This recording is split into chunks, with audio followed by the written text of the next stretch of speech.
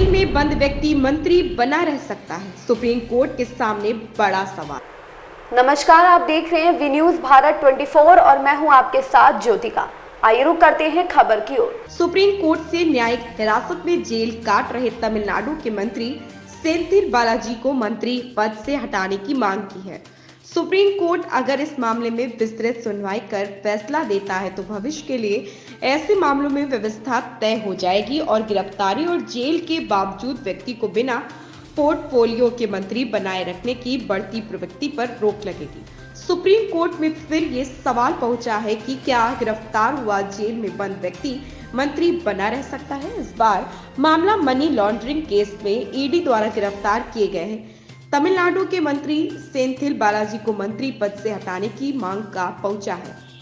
Madras high court से सेंथिल बालाजी को मंत्री पद से हटाने का आदेश न मिलने के बाद याचिकाकर्ता ने सुप्रीम कोर्ट में विशेष अनुमति याचिका दाखिल कर उन्हें हटाने की मांग करते हुए हाईकोर्ट के फैसले को चुनौती दी है। सुप्रीम कोर्ट अगर इस मामले में विस्तृत सुनवाई कर फैसला देता है तो भविष्य के लिए ऐसे मामलों में व्यवस्था तय हो जाएगी और गिरफ्तारी और जेल के बावजूद व्यक्ति को बिना पोर्टफोलियो के मंत्री बनाए रखने की बढ़ती प्रवृत्ति पर रोक लगेगी। जेल जाने के बाद भी कई मंत्री पदों पर रहे काफी दिनों तक बरकरार।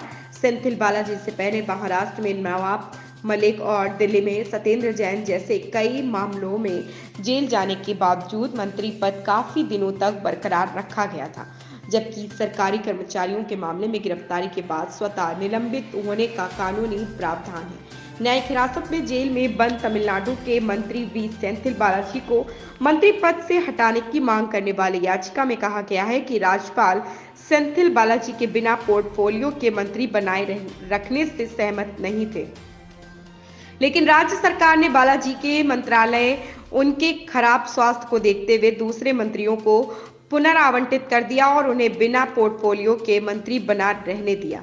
अनुच्छेद 154 व 163 तहत मंत्रियों को हटाने का प्रावधान। इसके बाद राज्यपाल की ओर से 29 जून को पत्र जारी कर सेंथिल बालाजी को तत्काल प्रभाव से मंत्री पद से हटा दिया। राज्यपाल ने ऐसा संविधान के अनुच्छेद 154 व 163 में मिली शक्तियों के तहत किया। याचिका में कहा गया है कि उसी दिन देर रात राजभवन से एक और पत्र जारी हुआ जिसमें सेंथिल बालाजी को तत्काल प्रभाव से पद से हटाने के आदेश को फिलहाल टाल दिए जाने की बात कही गई और कहा गया कि गृह मंत्रालय को एडवोकेट जनरल से राय लेने की सलाह दी गई। याचिका में कहा गया कि ऐसा करना मनमाना, अवैधानिक और संविधान के खिलाफ है।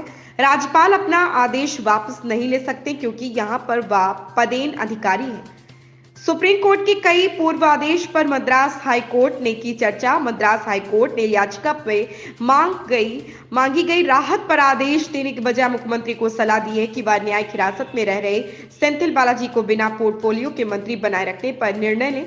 दरअसल मद्रास हाई कोर्ट ने 5 सितंबर को रवि की याचिका व कुछ अन्य लोगों की याचिका पर एक साथ फैसला सुनाया था। उस फैसले में हाईकोर्ट ने मौजूदा संवैधानिक व्यवस्था, सुशासन, सार्वजनिक नैतिकता और संवैधानिक पर विस्तार से विचार किया था। साथ ही सुप्रीम कोर्ट के कई पूर्व आदेश पर भी चर्चा की। हाईकोर्ट ने अपने आदेश में सुप्रीम कोर्ट के मनोज नरूला मामले में दिए फैसले को उद्धृत किया है, जिसमें सुप्रीम कोर्ट ने कहा था कि सुशासन, गुड गवर्नेंस सिर्फ अच्छे लोगों के साथ में है, वह हाथ में है।